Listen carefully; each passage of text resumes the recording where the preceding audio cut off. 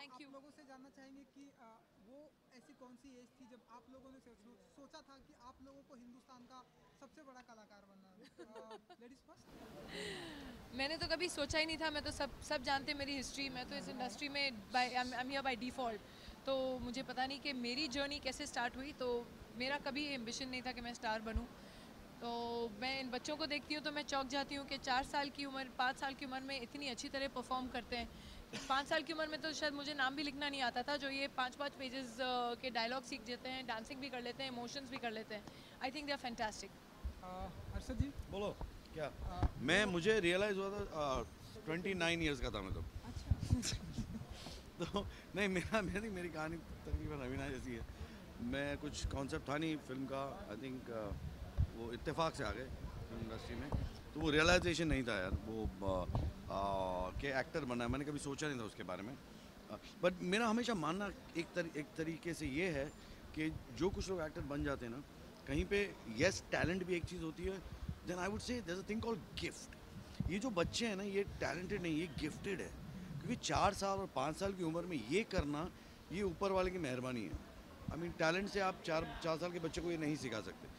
या तो उनमें वो गिफ्ट है ये सीखने का, या तो ये गिफ्ट नहीं है सीखने का। तो आई थिंक ये बच्चे जो है ना, ये ऊपर वाले ने बड़े प्यार द से इनको गॉड बनाया है। गिफ्टेड या। कितना मुश्किल होता है इन बच्चों को जज करना?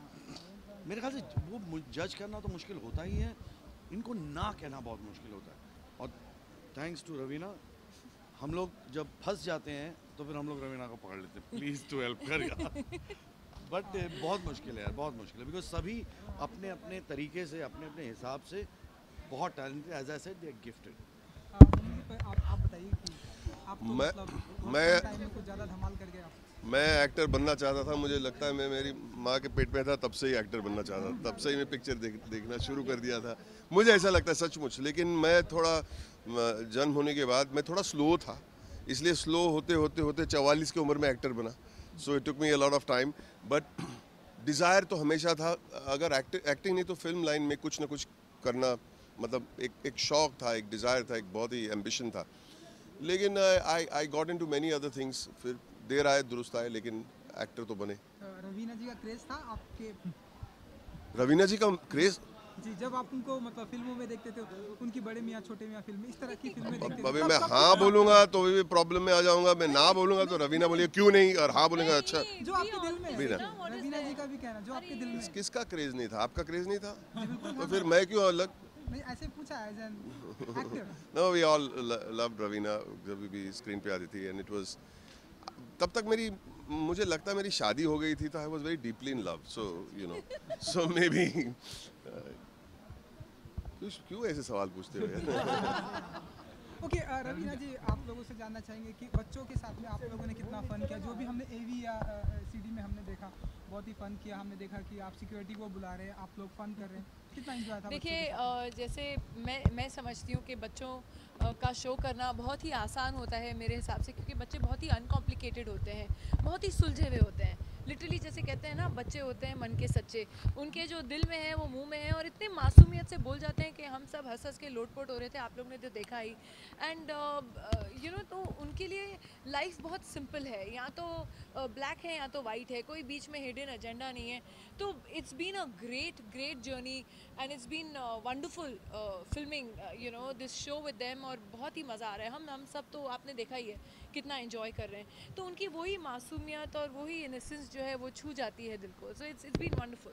और आपकी फिल्म भी आ रही है और आप यहाँ पे भी बिजी रहने वाले हैं, तो मतलब जी, कैसे मेंटेन करते हैं आप घर वालों के लिए भी टाइम, और यहाँ भी और फिल्म भी, कैसे सब कुछ करने वाली मुश्किल हैं है, आप लेकिन आई अकेले? फील जहाँ आपके प्रायोरिटीज़ राइट हो।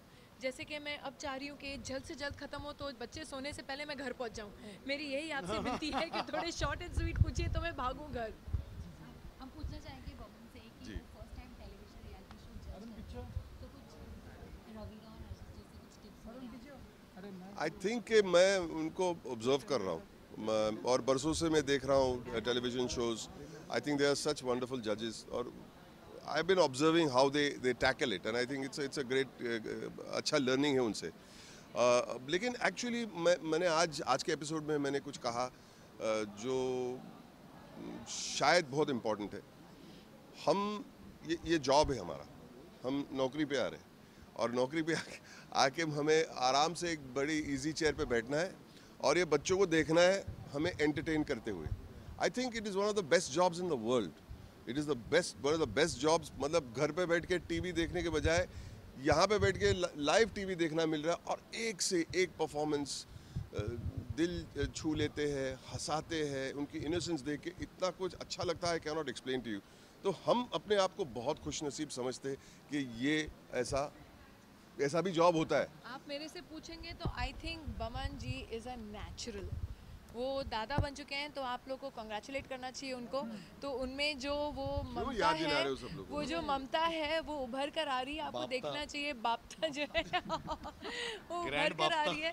सो ही इज़ अ नेचुरल। ये बच्चों के साथ इतने ईजी हैं, कंफर्टेबल हैं और इतने प्यार मोहब्बत से उनसे बात करते हैं। और मुझे लगता है जो हमारे क्राई बेबी हैं शो के, वो बमन जी हैं। हर बात पे इमोशनल हो जाते हैं। हाँ, He's मैं so थोड़ा sweet. इमोशनल हो जाता हूँ। बमन जी, अरशद आपने फिल्में भी की है साथ में, मुन्ना भाई, जॉली एल हिट फिल्म, और आप साथ में राइट। टीवी शो में फर्स्ट टाइम। एक्चुअली असलियत ये है कि मैं थिएटर करने, मेरा जो फर्स्ट प्ले था वो मेरी उम्र थी, I think I was 35 years old and I did a small part in a musical play. और वो प्ले के कोरियोग्राफर कौन थे पता है? अरशद वारसी। और अरशद वारसी, मैं पीछे ऐसे प्रेस कॉन्फ्रेंस चल रहा था, अरशद वारसी प्रेस कॉन्फ्रेंस में ऐसे बातें कर रहे थे वो प्ले के लिए, और मैं पीछे कैमरास के पीछे ऐसे ऐसे देख रहा हूँ कि अरे वाह कितने कैमरास, ये अरशद वारसी आए। He was a very well known choreographer तेरे मेरे सपने के पहले। और he was talking, you know, very cool and he was sitting in shorts पहने थे, you know, and I really think, you know, and मेरा जिक्र किया। I said, you know, एक एक्टर है Boman Irani, you should watch out. मेरी बात कर रहा है, क्या बात है? I was so touched that he remembered me. मेरा बहुत छोटा सा रोल था उसमें, मतलब 3 मिनट का सीन था उस प्ले में। Since then we became friends. एक एक्सीडेंट भी हुआ था अरशद के साथ, उसने मुझे एक कार दिया था, वो मुझे जिंदगी भर वो त्रिशूल फेंका था, वो इसको असिस्टेंट पकड़ने वाला था, त्रिशूल असिस्टेंट वो कोई इश्क फरमा रहा था किसी और डांसर के साथ, और टॉइंग करके यहाँ पे लगा, खून की नदियाँ शुरू हो गई। वहाँ से फिर हम दोस्ती हो गई, और फिर तेरे मेरे सपने का जो उनको जब रोल मिला था, वो मेरे पास आए, रूम बंद कर दिया और नीचे बैठे, मेरा हाथ पकड़ा और कहा कि Boman, I am getting a role, Jaya ji has given me a role in Tere Mere Sapne. I said wow, very good Arshad, I am so happy and all. I didn't know कि आपको एक्टिंग करनी थी।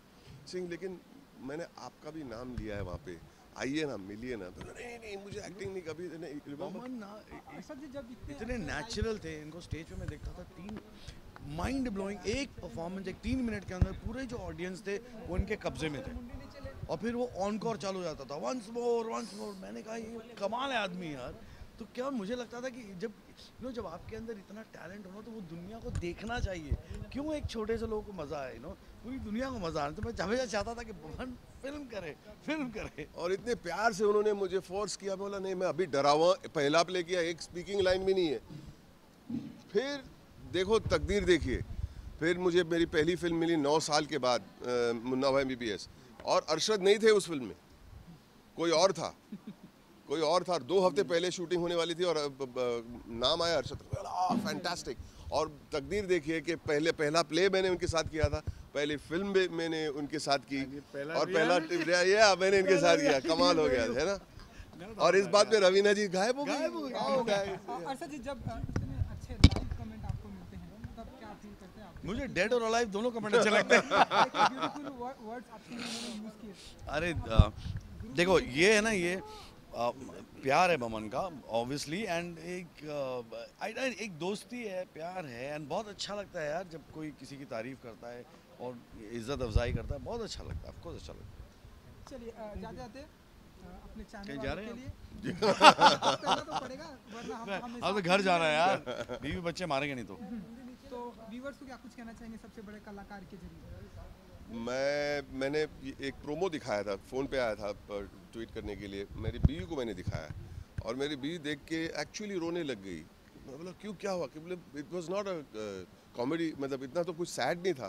तो मैं बच्चों को देख के मुझे कुछ अच्छा सा लगा और उसकी आंखों में आंसू आए। मैं बोला आई एम सो हैप्पी। उन्होंने कहा कि Boman I am very happy कि आप ये शो कर रहे हैं बच्चों के साथ, मुझे बहुत खुशी हो रही है। अगर she is happy I am very happy, I am very proud कि मैं बच्चों को देख के I can not tell you, कभी कभी इतने गूज़बम्स आ जाते हैं, आंखों में आंसू आ जाते हैं। कॉमेडी में भी कभी आंखों में आंसू आते हैं कि यार बच्चे मतलब भगवान दिखाई देते हैं बच्चों में, और ये हकीकत है। And I am very lucky कि मैं मौजूद हूँ सामने में, उन लोग पेश कर रहे हैं और मैं मौजूद हूँ अपने दोस्तों के साथ कर रहा हूँ। अर्शद जी, मुझे ना मुझे आई मीन हम सबको मुझे अच्छे एक्टर पसंद है, और सम वे मुझे कहीं पे लगता है, जैसे मैंने पहले भी मेंशन किया कि सदियों पहले एक डेजी ईरानी थी, was a brilliant child actor, और फिर उसके बाद मुझे जुगल हंसराज मासूम में बहुत अच्छा लगा। There was something sweet and natural about him. Then I thought Darshil Safari was very good in तारे ज़मीं मास्टर पर। राजू परिचय। Master Raju, you know what I mean? तो ये बहुत गिने चुने बच्चे हैं।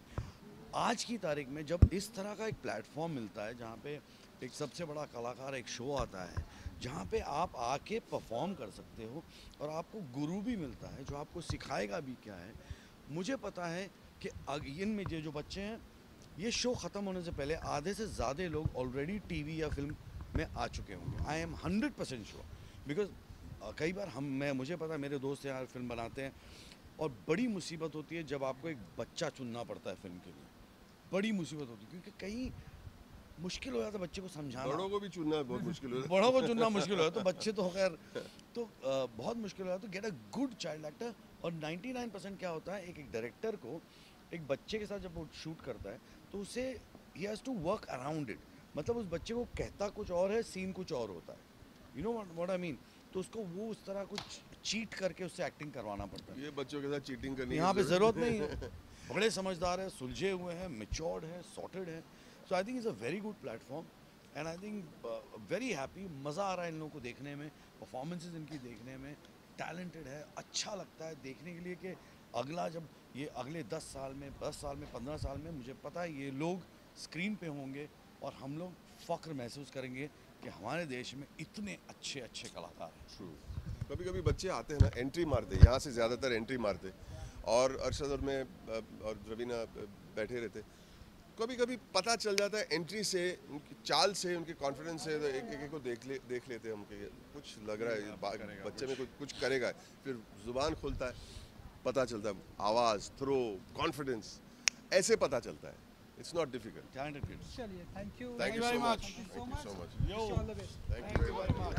What is the time? 10 to 8:30. कुछ नहीं दिखा भाई।